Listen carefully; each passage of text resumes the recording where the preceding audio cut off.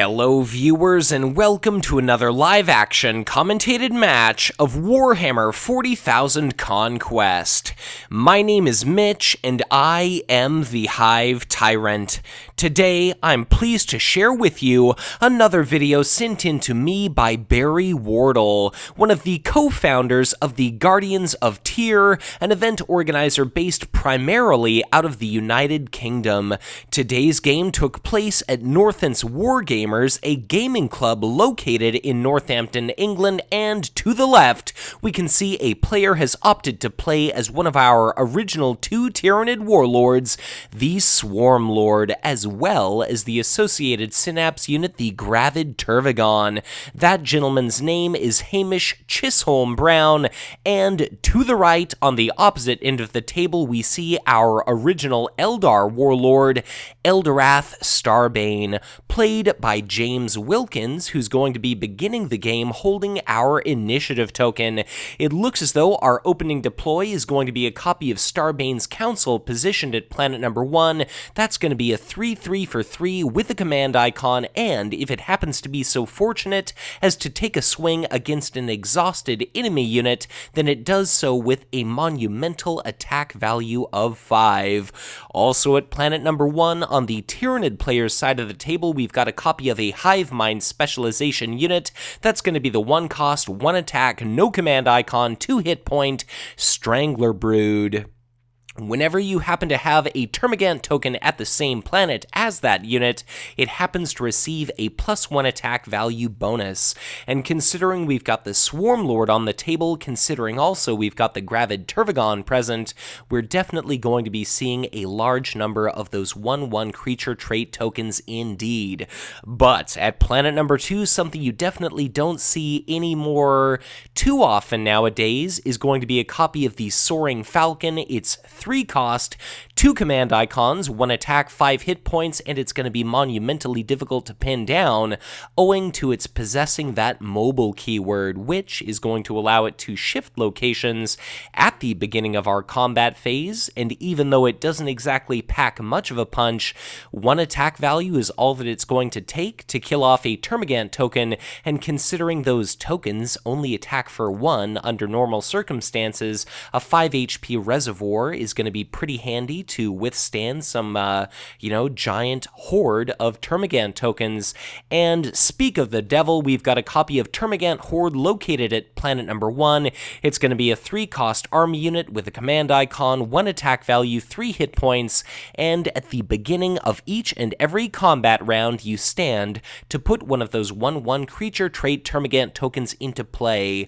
Also, we happen to see a copy of the very powerful Tyranid attachment Regeneration affixed to it, so it's not only going to be receiving a +2 HP bonus, but as an action, you can exhaust that attachment and remove up to 2 damage tokens from that unit.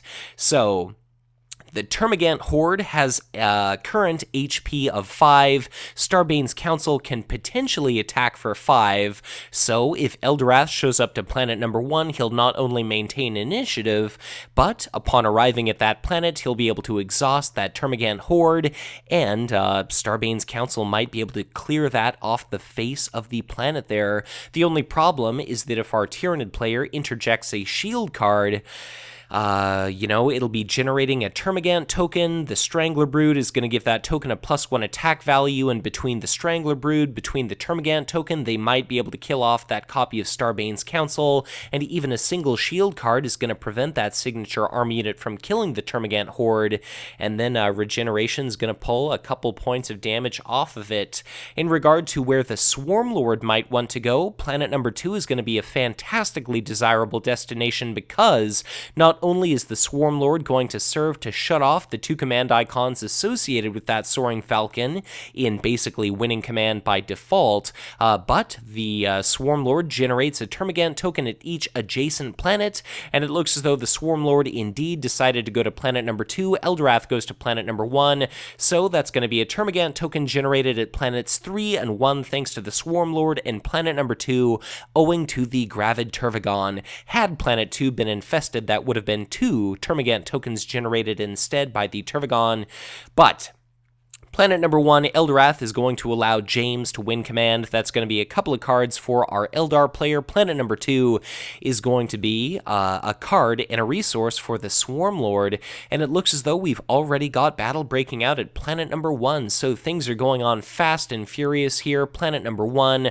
we see the Termagant Horde has generated a Termagant token, and it's looking as though our Eldar player might be considering whether or not he wants to use his mobile keyword.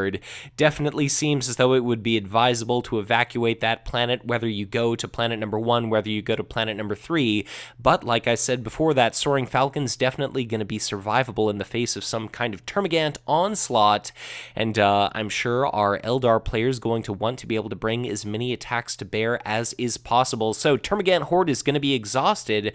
Looks like Eldorath is going to be directing a swing, and that's going to be a 2/1 Termagant token thanks to that Strangler Brood unfortunately slain, and now we've got a Termagant token taking a swing of 2 directed at that copy of Starbane's Council. Do we see a shield? Is it going to be a 1-value shield, a 2-value shield, or is there going to be any shield used at all? Like I said before, our Eldar player was up until just recently kind of in a bit of a difficult situation deciding whether or not you want to try to use Starbane's Council to kill off that copy of Strangler Brood or the Termagant Horde, just because you kind of have to weigh, do you want more powerful Termagants present at that planet, or do you want to risk wasting an attack in not killing off that Termagant Horde, which will stand to generate more powerful tokens? So it's like, do you want more tokens or do you want more powerful tokens? But Starbane's Council takes a swing of 5, dropped down to 4 thanks to the discard of a shield card, Consumption, and then we see Regeneration strip a couple damage tokens off of that Termagant Horde. Starbane's Council itself only ended up taking 1 point of damage thanks to the discard of the Dark Eldar event, Visions of Agony. And it looks as though prior to the end of a combat round, we've got that copy of Strangler Brood directing an assault towards Starbane's Council. That's going to be a copy of the signature event, Foresight. God, that is a really powerful event to be throwing away as a shield, but 1/1 is going to be 0 damage whatsoever. The Soaring Falcon is going to take a swing, threatening to work that Termagant Horde ever so slightly closer to being killed. So, into the combat round, all of our units are going to be ready, and now our players are going to have to decide whether or not they want to retreat. I guess our Tyranid player must not be retreating. He generates a Termagant token, which is still going to be getting that +1 attack value bonus thanks to that Strangler Brood. But keep in mind, our Eldar player is still going to have initiative, so he's still going to be able to take a swing first, potentially kill off that Termagant token if it's decided to stay. And okay. So I guess our Tyranid player has changed his mind. He's decided to retreat. That's going to be the Strangler Brood and Termagant Horde gone.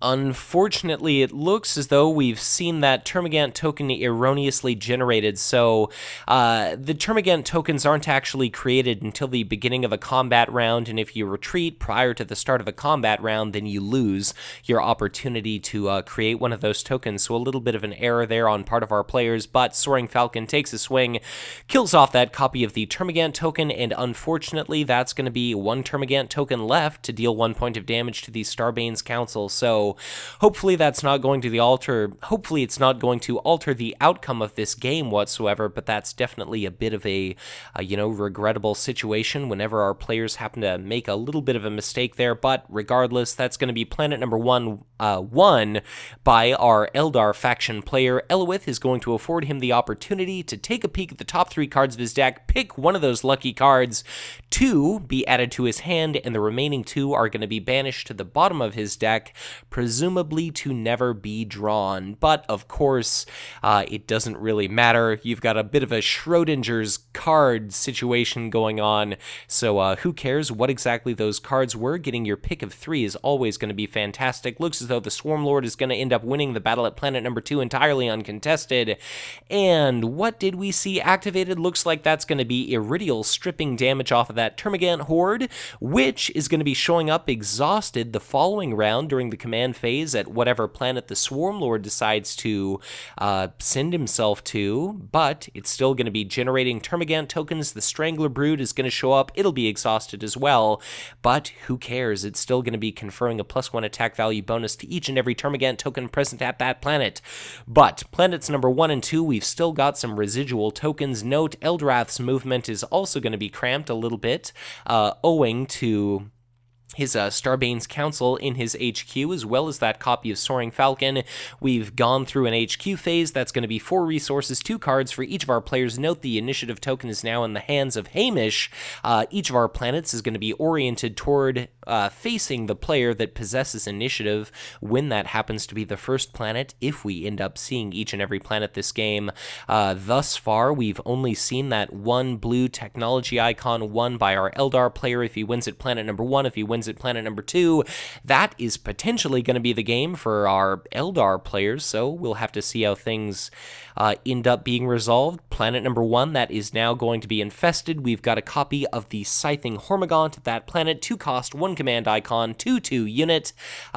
It's pretty reasonable. If the Gravid Turvagon shows up at planet number 1, it is going to be generating 2 Termagant tokens, and our Eldar player is quickly running out of resource tokens in opting to play another copy of the signature army unit Starbane's Council at planet number 2, and 1 command icon definitely beats 0, so it's looking as though Eldorath might end up picking up 1 card at planet number 2. We've got a copy of the Swarm Guard, a 3 cost, 1 command icon, 1 attack, 5 hit point Hive Mind specialization unit, which stands to give each and every Termagant token present at that planet +2 HP, and that is going to be a sufficient amount where you can potentially survive quite a few rounds of combat. And between the Termagant horde, like, that's starting to make me think that it would be unnecessary for the Swarmlord to show up to planet number 1. The Gravid Turvagon could show up. That would be a couple Termagant tokens that are going to be 1/3s. The Swarm Guard itself is going to be a 1/5. The Scything Hormigaunt is going to be a 2/2. So even if Eldorath shows up at that planet, considering just how wounded that Starbane's Council is already going to be, it seems pretty reasonable to be able to kill off all those units. But Eldorath does not decide to go to planet number 1, and the Swarmlord decides to go to planet number 1. I feel as though that may not have been the best commit in the world, but regardless, Karnath is going to be that wildcard planet, and therefore you're able to trigger any of these different locations. Note, we've got a copy of Bealtan Guardians that was subtly played out to planet number 5, our new planet Taurus, which, if you win a battle at that planet and you control fewer units than your opponent, you can generate 3 resources or draw 3 cards. The Bealtan Guardians has a couple command icons, so Swarmlord showed up at planet number 1. The Gravid Turvagon also showed up at planet number 1, and holy mother of hell, that's a little bit of overkill in my opinion. But the Turvagon is going to generate a couple Termagant tokens. Planet number 2, the Swarmlord is going to generate a Termagant token there. Remember, it's at each adjacent planet. So planet number 1 is going to be a card and a resource generated by the Swarmlord. Planet number 2 is going to be a card earned by Eldorath, and planet number 5 is going to be a card and a resource for Eldorath. But we're going to see battles break out at planet number 1 and planet number 2. Karnath, there is going to be absolutely nothing that our Eldar player is going to do against Hamish. So what is he going to activate with Karnath? Looks like it's going to be Farron, planet number 3. That's going to be a copy of Starbane's Council, wisely routed. Note, Eldorath is going to be the only unit ready for our Eldar player at planet number 2. He'll be able to take a swing, presumably kill off one of these Termagant tokens, but this might be a great opportunity for our Tyranid to regrettably kill that copy of Starbane's Council, but let's see if that happens. Looks like our Tyranid player is going to throw away that Termagant token. The one lingering token takes a swing at that Starbane's Council, so we've not seen any shield cards discarded for our Tyranid, and that is a bit of a shame that we see a shield card spent by our Eldar player, because he's going to win that battle at Iridial. Iridial removes all that damage from Starbane's Council, but due to the erroneous generation earlier in the match of that extra Termagant token, that's going to be that copy of Superiority discarded as shields, which, in a perfect situation without any kind of rules transgressions or anything like that, James there would still be sitting on that copy of Superiority in his hand, and whether you love that event or think it is complete garbage, still, you want every tool at your disposal with which to best your opposition. But Karnath is going to be captured by our Tyranid player. That's going to be a red and a blue icon for him. Material and technology. Our new first planet is going to be kind of obscured by glare, but it's going to be Iridial. Looks as though during our deploy phase, that is going to be a copy of Doom, and that is going to hurt. 4-cost event. That is going to be each non-unique, non-warlord unit in each player's HQ destroyed. That is going to be a landslide of different Tyranid cards destroyed. That's the Swarm Guard dead. That's going to be the Termagant Horde dead. That is going to be that copy of Regeneration gone, and that is quite a few tokens destroyed as well. I'm hoping that our Eldar player is going to notice he's got a copy of Starbane's Council sitting in his HQ that's going to be entirely eligible to be destroyed by that event.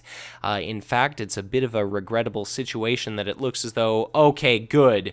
There we go. Thank you, Hamish. I was concerned about whether or not I should publish this video, but fortunately that copy of Starbane's Council is indeed noticed. Yes, it is not a unique unit, and therefore it is banished to the warp. Just like all of those soulless Tyranids, which probably aren't actually banished to the warp now that I think about it. But regardless, our Tyranid player might be able to come back.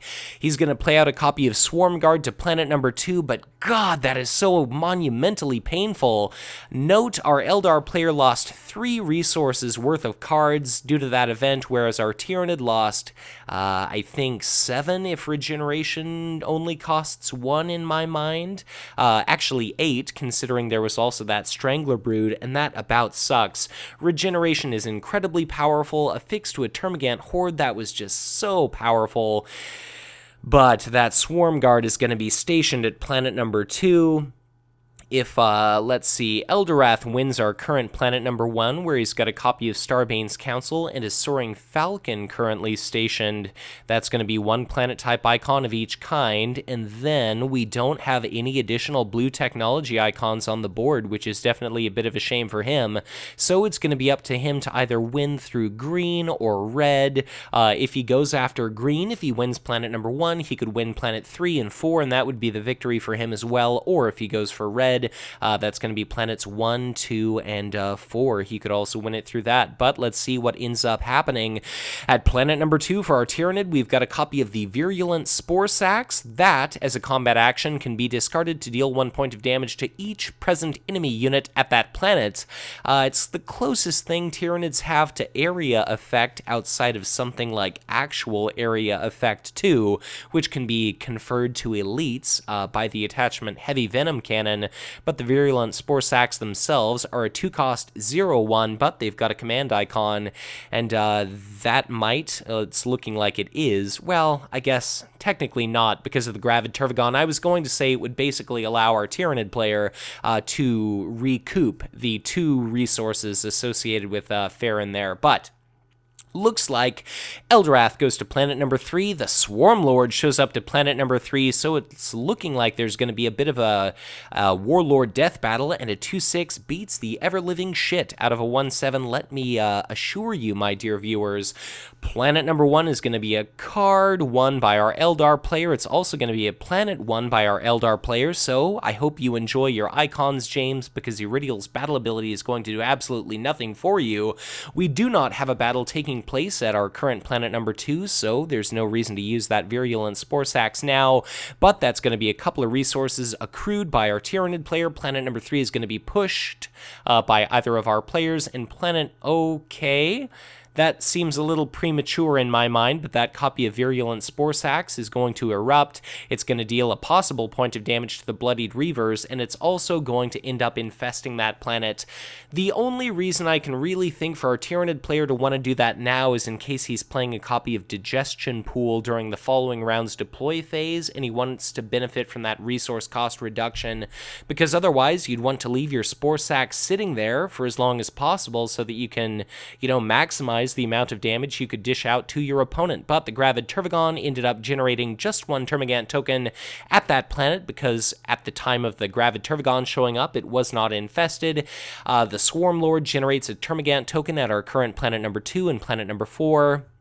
Looks like the Swarmlord had an opportunity to deal 2 points of damage to Eldorath, and then Eldorath uses his combat turn. I guess he did take a swing, and we saw Clogged with Corpses discarded as a shield. I was going to say otherwise it'd be very poor form indeed to just use your combat turn to retreat without at least trying to deal out a little bit of damage there to the Swarmlord. Note, our up until recently planet number 4 was a total of 1 card, 1 resource, won by Eldorath. 2 command icons is infinitely better than 0, I suppose it's fair to say. And we've seen another HQ phase here, so that's going to be 4 resources and 2 cards for each of our players. The initiative is now in the hands of the Swarmlord. Note, our Tyranid player has 1 red, 1 blue icons, so if our Tyranid ends up winning at Theron, and then our Tyranid ends up winning at Planet 3, which is Taurus, then that could potentially allow our Tyranid to win the game. But it could definitely go to either player at this point. That copy of Bloodied Reavers is going to be pretty susceptible to being destroyed in that it already has a point of damage. It is not exhausted. I just think it is definitely a damn shame that we didn't wait on blowing up our Virulent Spore Sacks. I mean, it's not as if you had to really pay attention to your unit count.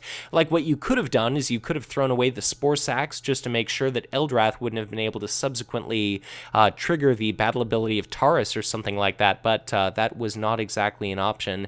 Looks like our Tyranid player has passed, and this is going to allow our Eldar player a fabulous opportunity to really take advantage of that fact. It's going to be a copy of the Eldar Survivalist, something you definitely don't see every day, played out to planet number 4. It's going to be a 2-cost 0/2 with only 1 command icon. That's the reason why you don't see it very often, but it gives you a +1 card, +1 resource bonus. So where's the Swarmlord going to want to go? Planet number 1 is going to be a desirable destination just to maintain initiative, but then again, so is planet number 4 to shut off that survivalist and to steal 1 resource from the opponent. But looks like the Swarmlord decides to show up at planet number 2. We've got a copy of Incubus Warrior on the opposite end of the table. That was also a fantastically desirable destination. The Swarmlord is going to block off that 2-card bonus associated with that. The Incubus Warrior itself is a 2-cost, 2-command icon, 3/1 unit. But Eldorath shows up at planet number 1. What exactly is he going to pick and choose to exhaust? Eldorath is going to end up winning command at the first planet. That's going to be 2 resources won by him. The Gravid Turvagon shows up, and I guess that's yet another reason why you'd want to have triggered that Virulent Spore Sacks, is to be able to generate an additional Termagant token at that planet, but I'd have much preferred personally dealing out a point of damage to each of 4 different units as opposed to just 1. But regardless, Eldorath wins 2 resources at planet number 1, the Gravid Turvagon generates 2 Termagant tokens, and the Swarmlord generates a Termagant token at planets 1 and 3. The Swarmlord is going to win a couple of cards for Hamish at planet number 2. Planet number 3, thanks to that Bealtan Guardians blocking off that copy of the 2/2/2 1 command icon Scything Hormigaunt. That is going to be 1 card and 1 resource to the right for our dear James Wilkins, our Eldorath player. And planet number 4, thanks to that Eldar Survivalist, it is definitely doing work.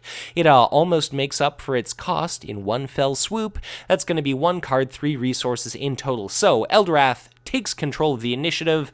The Bloodied Reavers are going to be taking a swing for 4 at that copy of the Swarm Guard. Because the kind of shitty part about having the Swarm Guard sitting at that planet is, yes, it's going to grant, an additional 2 hit points to each and every Termagant token, but the instant the Swarm Guard itself dies, and 5 hit points isn't that, difficult to kill, all of a sudden that ephemeral HP bonus is suddenly gone. Let's see. So we saw a Termagant token take a swing at something. We saw yet another unconventional deck inclusion. That's going to be a Banshee Power Sword discarded as a shield, but it's always cool to see interesting cards like that. Hey, talk about Tyranid tricks that I mentioned earlier in this video. That's going to be Dark Cunning discarded in order to block off the attack of Eldorath that I can only imagine was directed toward that Swarm Guard. So Eldorath ends up surviving, and now it's going to be our Termagant tokens having an opportunity to kind of go nuts and try to deal out as as much damage as possible to some of these units. Looks like Eldorath is drawing a lot of firepower, and I'm not exactly sure what the thought process is behind trying to load up Eldorath himself with damage, just because, God, I would really want to try to kill off that copy of the Bloodied Reavers as probably priority target number 1, just because they're able to swing for 4 so long as a Warlord is present.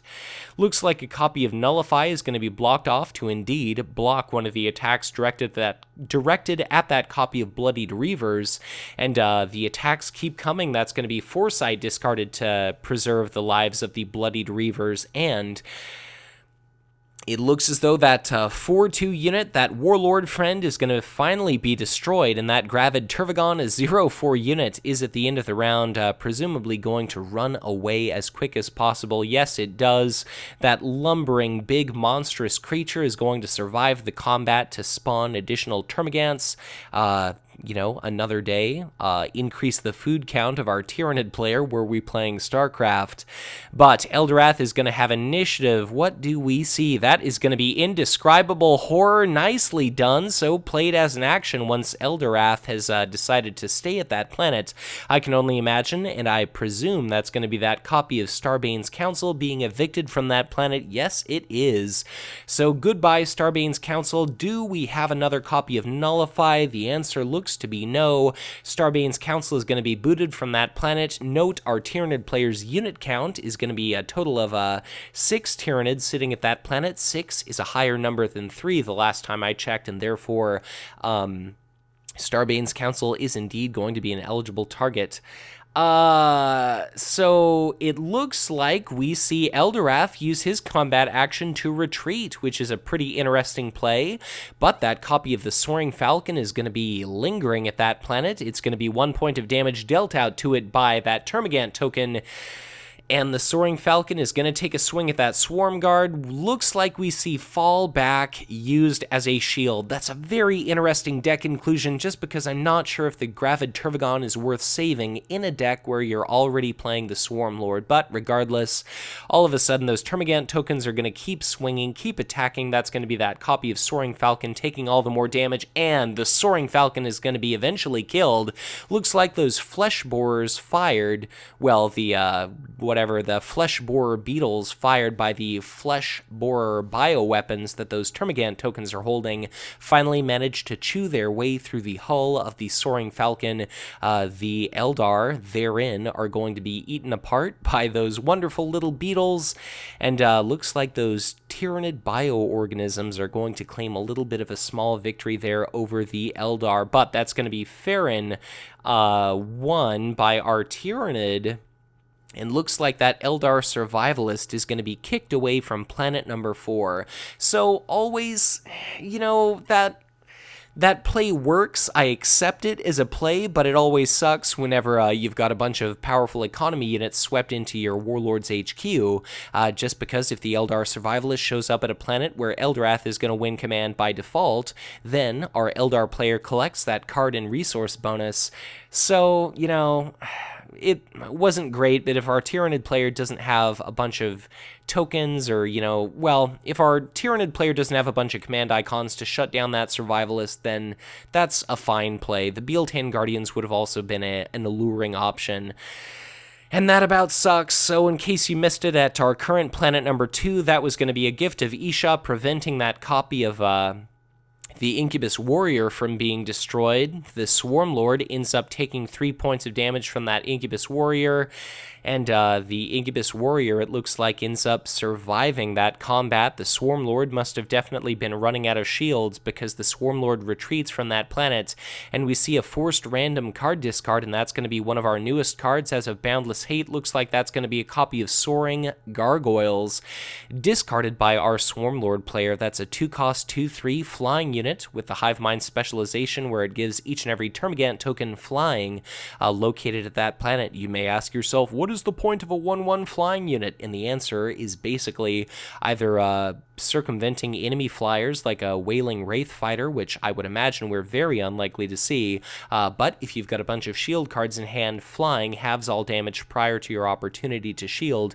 and therefore it makes your Termagant tokens far more survivable, and especially in conjunction with the Swarm Guard, 3 HP flyer is monumentally difficult to chew through, but then again, the Swarm Guard itself is not the most difficult thing in the world to kill. But regardless, we've seen another HQ phase. Both of our players have drawn 2 cards, generated 4 resources for themselves. We've now got a copy of the 0-cost 1/1 1 command icon, limited keyword Ripper Swarm, played out to planet number 3.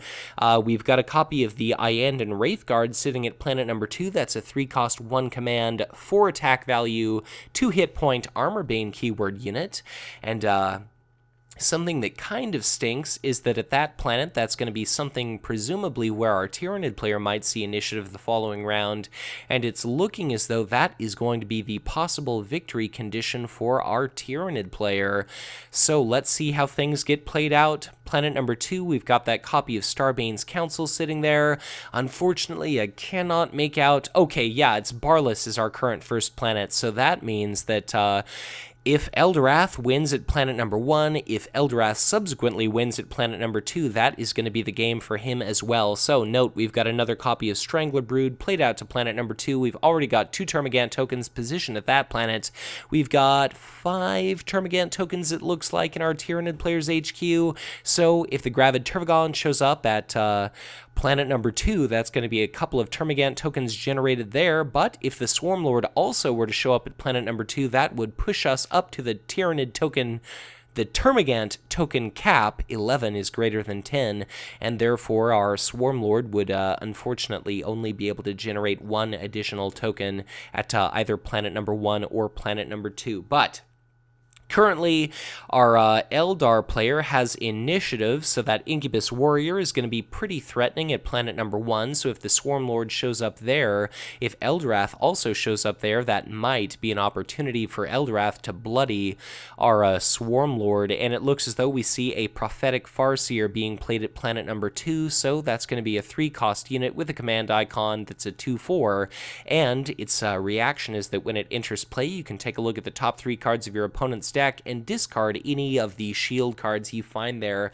Looks like we're going to end up seeing one of the scarcely few Tyranid faction combat tricks being discarded. That's another one of those copies of Dark Cunning, 2-cost, and you stand to basically ready a Tyranid unit. If you play that event at an infested planet, you recover one of those invested resources after the fact, so you need 2 resources to play it, but you at least regain one of those expent resource tokens. And now where exactly do our players want to go? Eldorath is probably going to want to show up at planet number 1 for the card bonus for the battle ability, that forced random discard, because I think our Tyranid player is going to be running very low indeed on resources.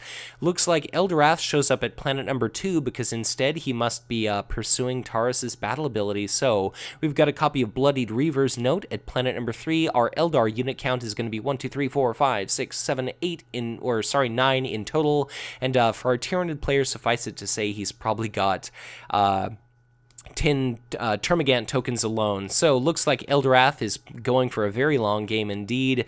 He's going to be able to generate, well, he's going to be able to win Taurus, I can only imagine. So let's see how things break down. The Swarmlord shows up at planet number 1. He is going to end up commanding initiative at that planet, but all of his tokens and his Swarm Guard are going to be showing up exhausted, but that still is going to be 1 card won by the Swarmlord. Swarmlord is going to take a swing at that Incubus Warrior. Are we going to see an Empower or Gift of Isha discarded as shields? The answer is no, and therefore the opportunity to potentially bloody that Swarmlord looks as though it is gone, because we do not see a Gift of Isha played, and I believe the topmost Eldar faction unit may have been a Soaring Falcon, which is definitely not that much of a threat against the Swarmlord, but I guess that random card discard is going to be a copy of Archon's Terror. Note at planet number 2, Eldorath is going to show up. That's going to be 2 cards and 2 resources won by him, thanks to the presence of that copy of the Eldar Survivalist. Looks like Eldorath didn't actually exhaust a unit when he showed up at that planet, so that's either a mistake or either a suboptimal play. There's absolutely no... Okay, there we go. Now we finally catch up, do that reaction. Note, planet number 3, neither of our players is going to have ended up winning any kind of economy during the command phase there, but planet number 1, what's about to suck for our Tyranid is we've got that copy of the Iend and Wraithguard. That is going to be a dead Synapse unit, no fallback played whatsoever. And I don't know if I necessarily agree with killing off that Gravid Tervigon first, just because, granted the Gravid Tervigon is dead, but now you're going to have a Termagant token attacking you for 2 instead of 1. If you'd have killed off that copy of the Strangler Brood, then all of these Termagant tokens would only be attacking for 1 and not 2.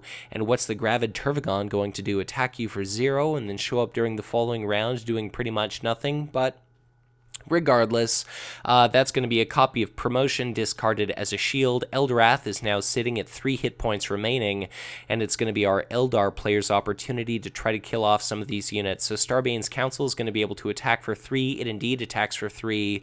Are we going to see a dead Strangler Brood? The answer is yes, and that is why I really do not care for that Hive Mind specialization as much as I used to like Muscle Sliver back in my Magic the Gathering days. I'm definitely not a fan of the Strangler Brood, too susceptible to being destroyed, but regardless, it is dead. Termagant token takes a swing. Eldorath Starbane is going to be reduced to just 2 hit points, and it looks like Eldorath takes the opportunity to retreat.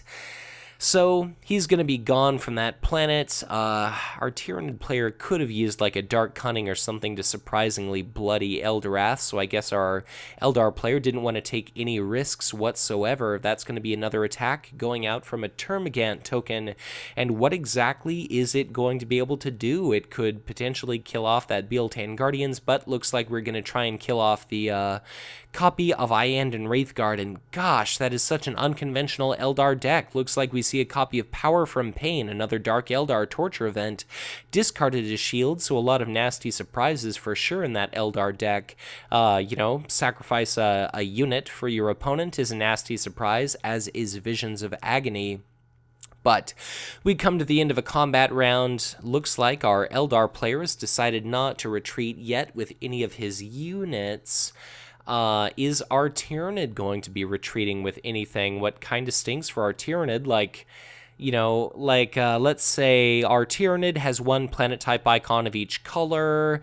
There's no blue tech icon for Eldorath to win. If he gets this planet and then wins at the following planet, he'll be able to win the game, but it looks like it's either going to come down to one of our players conceding, or it's otherwise going to be yet another Planet 7 victory here, whether it's our Tyranid, whether it's our Eldar.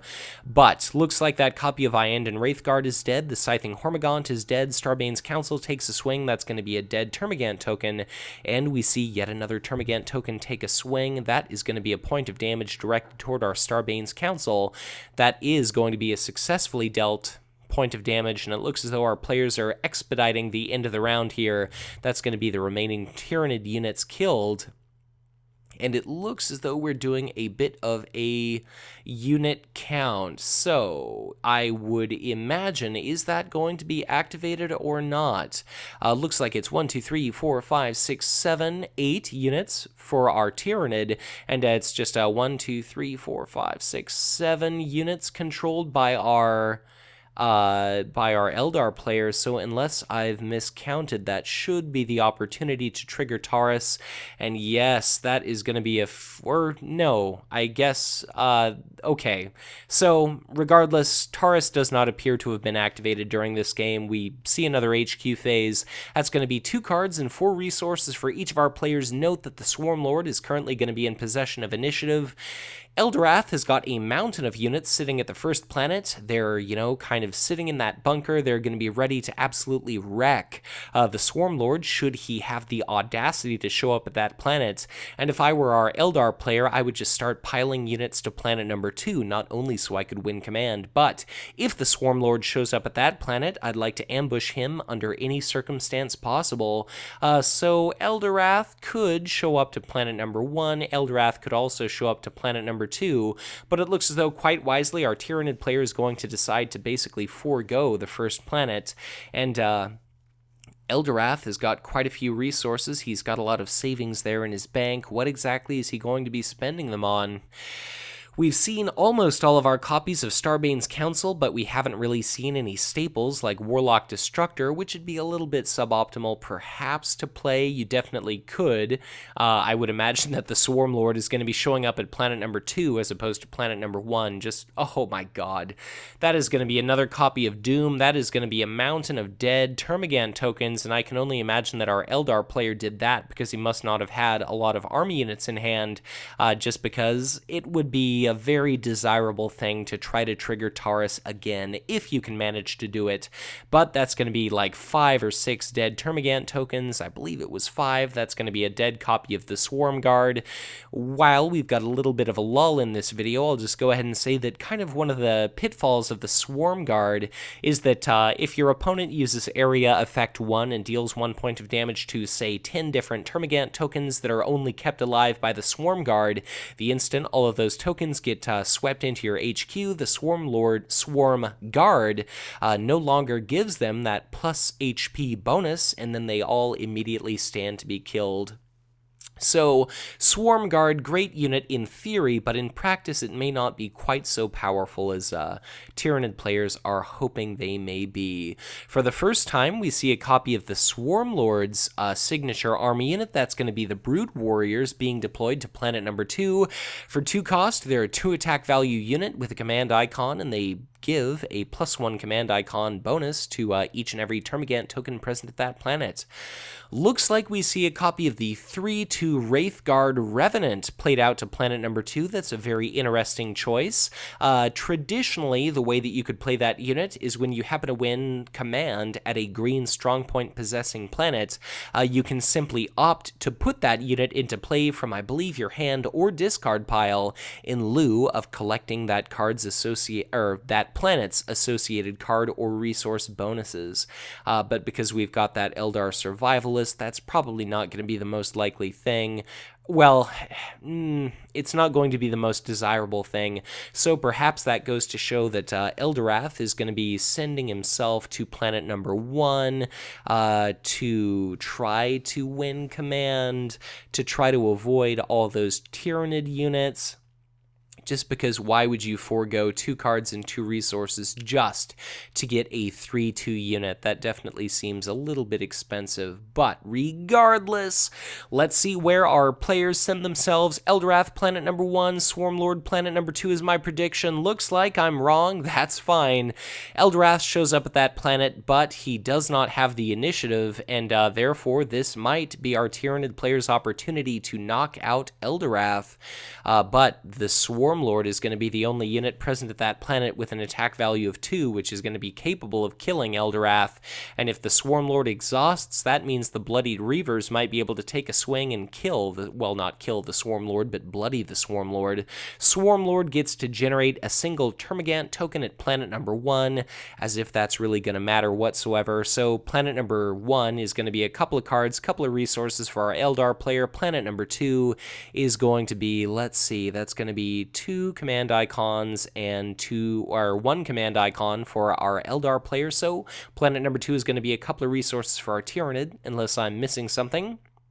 Planet number 1, our Tyrannid has initiative. He takes a swing, deals a point of damage to the Starbane's Council. That is going to be Taurus 1 by our Eldar player, and this game is not quite done yet. So Taurus, looks like the Eldar player has got 3, 4, 5, 6, 7, 8 units in total, which is more than the Swarmlord has, so therefore Taurus is going to be captured, but its ability is not going to be activated, and we're going to see combat erupt at Ossus 4, and this is going to be a bit bloody of a combat indeed. Looks like the Swarmlord uses his first combat turn to retreat from that planet, and now this is going to be a bit of a bloodbath. The Bloodied Reavers take a swing of 4, and what exactly are they going to be attacking? I guess it might be ideal for them to kill off that copy of the Ripper Swarm to guarantee that you can minimize the amount of incoming enemy damage, but perhaps that won't be the case. The Swarm Guard is going to take a swing at Eldorath. That's going to be 1 point of damage outgoing. Like, in my mind, the Bloodied Reavers could have killed off the copy of Ripper Swarm, then the Swarm Guard could have attacked whatever, then the Wraithguard Revenant could have taken a swing, dealt out some damage to potentially kill the Brood Warriors, then we'd have come to the end of a combat round. Eldorath would have had the opportunity to retreat, and you could have dealt with whatever Tyranid remains at that planet, but Eldorath is going to be sitting at a grand total of 6 damage tokens. If he can prevent himself from being bloodied, then that is going to set himself up extraordinarily nicely indeed for the following round. Are we going to see Eldorath bloodied? I do not know. So Eldorath is going to take a swing, deal 1 point of damage to the Brood Warriors. We've got that Ripper Swarm being killed thanks to, I think, the Wraithguard Revenant. Eldorath does get the opportunity to retreat. Our Tyranid does not retreat, neither does any of the other Eldar units at this planet. That's going to be Brood Warriors taking a swing. That is going to be Empower, 2 shields, blocks, 2 points of damage quite nicely.